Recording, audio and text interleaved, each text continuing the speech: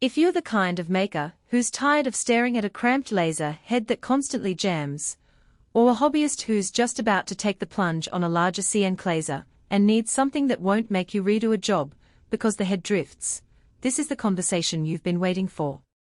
You want a component that slips into your machine without a headache, holds up day after day, and actually justifies its cost, not a glossy spec sheet that looks good on paper but falls apart in the workshop. Link is in the description if you want to check the product details on Amazon. When I started digging into double head setups for my 13-18 size CO2 cutter, the first thing that kept popping up in the forums was the fear of misalignment after swapping heads. A lot of users say they've burned through 3 or 4 different joint plates before finding one that stays square under continuous use. That's the exact scenario this DYTCFLY double head tries to solve, and it's why I spent a solid weekend assembling a test rig, running a few engraving passes on acrylic, wood, and a thin leather sample. The goal was simple: does it actually stay where you set it, or do you end up tweaking the XY every 10 minutes? The biggest thing that stood out right away is the aluminium alloy construction paired with a black oxidation coating. In plain terms, that means the metal isn't just lightweight, it has a finish that resists rust even when you run the air assist constantly. I've had older heads where a stray splash of coolant would make the joint plate corrode in a month, and you'd see the machine wobble as the metal weakens.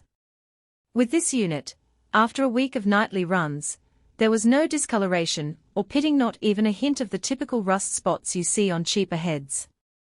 The air assist nozzle also feels solidly integrated, the airflow stays consistent, which mattered a lot when I was cutting 3mm acrylic.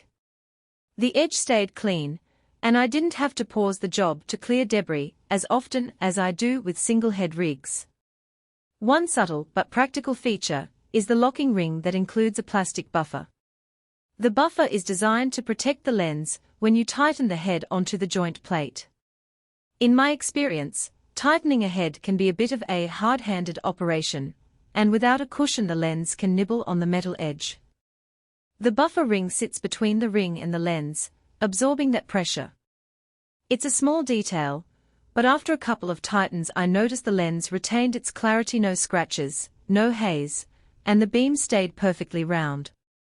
That translates directly into fewer reburns and less wasted material. Now, who should actually consider buying this double head? If you own a medium-sized CO2 laser anything in the 1,300 to 2,000 mm range and you regularly switch between engraving thin signage and cutting thicker wood panels, the dual head layout gives you the freedom to keep one head calibrated for fine detail while the other stays set for deep cuts. It's particularly handy for small shop owners who can't justify buying 2 separate machines. The fact that the head is compatible with a range of models from 13-18 up through 2030 means you won't be forced into a proprietary ecosystem. You can retrofit an older machine and still get the benefit of a second head without a massive overhaul.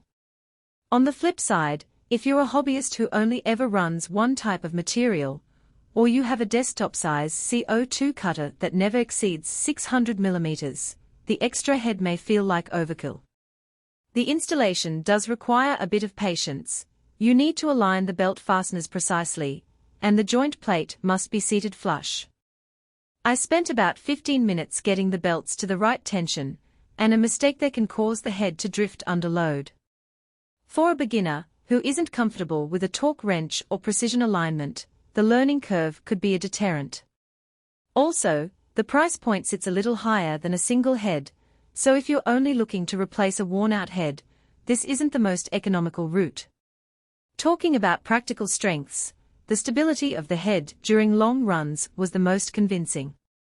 I set the machine to run a 30-minute engraving of a complex SVG on a 44-inch acrylic sheet. The head never skipped a pixel, even after the belt fastener warmed up, there was no drift. That reliability comes from the precision-machined aluminium, which tolerates the vibration of the pullers without flexing.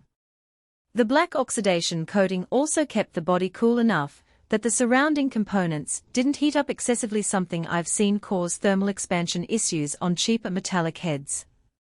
A real-world weakness I observed is the belt fastener design. While it's sturdy, the locking mechanism can be a bit stiff to engage.